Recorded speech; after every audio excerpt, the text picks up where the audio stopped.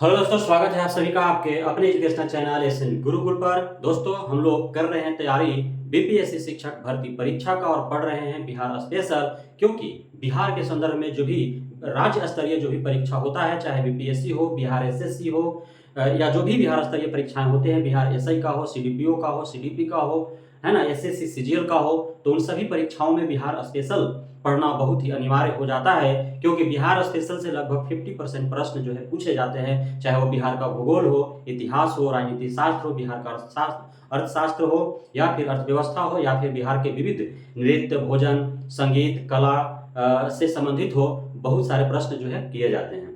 तो हम लोग पढ़ रहे हैं मध्यकालीन बिहार का इतिहास, जिसमें हम लोगों ने पहले 2 अध्याय हम लोगों ने समाप्त कर दिया है। पहले अध्याय में हम लोगों ने पढ़ा कि किस प्रकार जो है बख्तियार खिलजी का आक्रमण होता है बिहार और बंगाल के क्षेत्रों में, और फिर बिहार में जो है मुस्लिम शासन का स्थापना किया जाता है। उसके बाद दिल्ली सल्तनत की स्थापना 1224 ईस्वी में होती है। उसी में हम लोगों ने दिल्ली सल्तनत कालीन प्रमुख वंशों के बारे में पढ़ा, गुलाम वंश, खिलजी वंश और तुगलक वंश के बारे में। अब इस वीडियो में हम लोग पढ़ेंगे बिहार में अफगान शासक के बारे में, और बिहार में जो है मुगल कालीन बिहार के बारे में हम लोग पढ़ेंगे कि बिहार में मुगल काल में बिहार का क्या स्थिति और परिस्थिति था। तो आइए सबसे पहले हम लोग जानते हैं बिहार में अफगान शासक के बारे में, है ना। संस्थापक जो था आपका अफगान शासन का, वह था सिकंदर शाह लोदी का एक प्रशासक हुआ करता था, जिसका नाम था दरिया खान नूरानी। क्या नाम था? दरिया खान नूरानी के द्वारा बिहार में अफगान शासन की स्थापना की गई थी, और वह दरिया खान नूरानी जो था वह सिकंदर शाह लोदी का प्रशासक था। आपको यह बात ध्यान में रखना है कि जो सिकंदर महान था, है ना, धनानंद के समय में जिसका आक्रमण हुआ था भारत में, वह दूसरा सिकंदर था, और यह जो है सिकंदर शाह लोदी, यह दूसरा सिकंदर है ना। तो दोनों ध्यान में आपको रखना है। स्वतंत्र अफगान सत्ता की स्थापना जो है सुल्तान मोहम्मद शाह नूहानी द्वारा किया गया, है ना। सुल्तान मोहम्मद शाह नूहानी द्वारा स्वतंत्र अफगान सत्ता की स्थापना बिहार में की गई। वहीं देखा जाए आपका बाबर के समकालीन अफगान शासकों के बारे में यदि आपसे प्रश्न आती है कि बिहार में कौन कौन से जो है बाबर के समकालीन अफगान शासक थे, तो उसमें 2 अफगान शासकों का नाम आता है, एक है मोहम्मद शाह और दूसरा है नुसरत शाह। वहीं आपको सर्वाधिक शक्तिशाली अफगान शासक के बारे में यदि प्रश्न आता है, तो सभी को जानते हैं, है ना, सर्वविदित है शेर शाह सूरी के बारे में, जो एक ऐसा अफगान शासक जिसने जो है दिल्ली सल्तनत को चुनौती दिया, मुगल शासक को, मुगल वंश को, है ना, जो हुमायूं था उसको जो है इन्होंने चुनौती प्रदान किया। तो इस प्रकार जो है सर्वाधिक शक्तिशाली अफगान शासक के रूप में शेर शाह सूरी को जानते हैं। शेर शाह सूरी के बारे में लोग विशेष जानकारी जो है अगले के अध्याय में लेंगे। शेर शाह सूरी के पश्चात बिहार में जो है आपका अफगान वंश जो है वह करारानी वंश के रूप में जो है एक नया वंश का स्थापना हुआ था। तो आपको प्रश्न में आ सकता है कि बिहार में शेर शाह सूरी के बाद कौन सा अफगान वंश जो है वह उसका स्थापना हुआ था, तो उसका नाम है आपका करारानी वंश, जिसका जो संस्थापक हुए वे ताज खां करारानी थे, है ना। ताज खां करारानी के द्वारा शेर शाह सूरी के उपरांत बिहार में एक नए अफगान वंश का स्थापना किया गया, जिसका नाम है करारानी वंश। वहीं जो है आपका अफगान और मुगल शासकों के बीच में युद्ध भी हुआ, जिसमें जो है घाघरा का युद्ध महत्वपूर्ण रूप से जो है घाघरा का युद्ध का नाम आता है, जिसमें बाबर ने अफगानों को हरा दिया था, और वहीं दौराह का युद्ध हुआ था जिसमें हुमायूं ने अफगानों को हराया था। इस प्रकार जो है घाघरा का युद्ध में बाबर ने अफगानों को हराया, और दौराह के युद्ध में हुमायूं ने किसको हराया, तो हुमायूं ने आपका अफगानों को हराया, है ना। बाबर घाघर ऐसे आपको याद रखना है, घाघरा का युद्ध बाबर से मिला, बाबर घाघर ऐसे कोऑर्डिनेट करना है। दौराह हुमायूं, दौराह में ह है, दौराह ह खत्म होता है, हुमायूं में ह से शुरू होता है, दौराह हुमायूं, ये जो है आपको इस तरह से ध्यान में रखना है।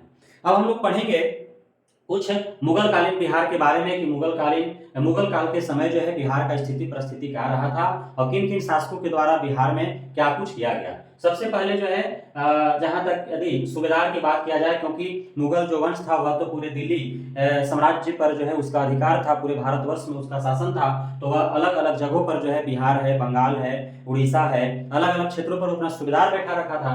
तो मुगल काल में प्रथम जो मुगल सूबेदार हुआ वह है खान ए खानम मुनीम। क्या नाम है आपका? प्रश्न आएगा कि बिहार का प्रथम मुगल कालीन सूबेदार कौन था, तो आपका आंसर होगा खान ए खानम मुनीम। क्या आंसर होगा? खान ए खानम मुनीम, है ना। वहीं बाबर के शासनकाल में यदि देखा जाए तो महमूद लोदी को पराजित कर जलाल खान को बिहार का प्रशासक बनाया था, है ना। जलाल खान के बारे में भी आगे हम लोग पढ़ेंगे। तो यह जो है बाबर जो है क्या किया था कि महमूद लोदी को यहाँ पराजित कर दिया था। महमूद लोदी कौन था? तो वह एक अफगान शासक था, है ना। महमूद लोदी कौन था? अफगान शासक था, और उसको हरा करके और यहाँ पे जलाल खान को जो है बिहार का प्रशासक बनाया, है ना। उसके बाद जो है हुमायूं जो है, बाबर के बाद हुमायूं आता है। तो हुमायूं और आपका जो शेर शाह सूरी है उसके बीच में जो है आपका यहाँ पे चौसा में, है ना, चौसा में जो है एक युद्ध हुआ था। बक्सर जिला में चौसा पड़ता है, तो वहां पे एक युद्ध हुआ था, और चौसा में ही जाकर के जो है आपका वहां पे दो नदियों का संगम है चौसा में, वहां पे जो है एक युद्ध हुआ था, और उस युद्ध में जो है हुमायूं पराजित हो गया था और शेर शाह सूरी जीत गया था। हमने बताया आपको कि शेर शाह सूरी जो है एक ऐसे महान बिहारी शासक हुआ, अफगानी शासक, जिसने जो है मुगल कालीन आपका राजाओं को उन्होंने चुनौती दिया, पराजित किया, और लगभग जो है 10 साल तक अफगान जो है आपका शेर शाह सूरी के वंश का जो है वहां पे मुगल आपका दिल्ली सल्तनत पर जो है शासन कायम रहा, है ना।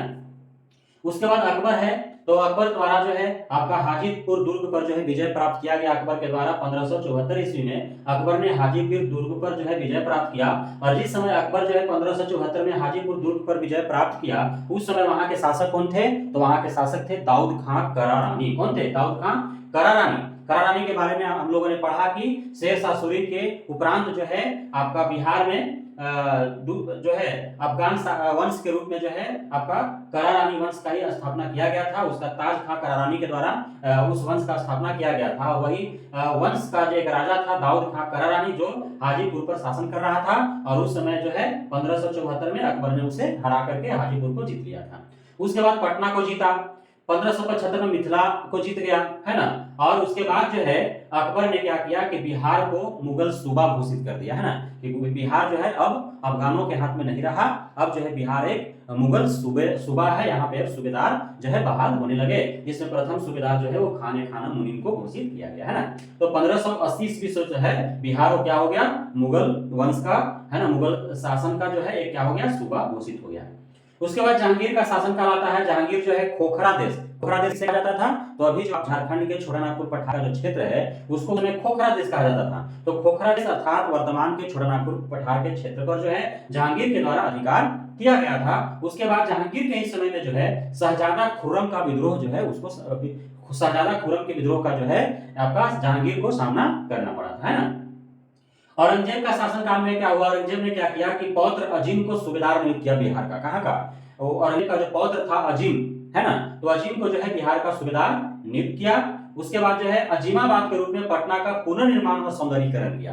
पटना का अजीमाबाद के रूप में जो है पुनर्निर्माण किया गया और उसका सौंदर्यीकरण किया गया। उसके बाद फर्रुख सियर जो है, फर्रुख सियर के बारे में हमने आपको पहले भी बताया है ना। जब आधुनिक भारत का इतिहास जब हम लोग पढ़ रहे थे उस समय की फर्रुख सियर जो है वह पटना में ही वह अपना राज्याभिषेक करवाता है ना। तो फर्रुख सियर से पटना अजीमाबाद जो है उस समय अजीमाबाद कहा जाता था। आज का वर्तमान का पटना जो है अजीमाबाद कहा जाता था। तो आप देख रहे हैं किस प्रकार से जो है पाटलीग्राम, फिर पाटलिपुत्र, है ना, उसके बाद पटना, अजीमाबाद, फिर पटना, है ना, इस प्रकार से नया नया नाम जो है जुड़ते गया।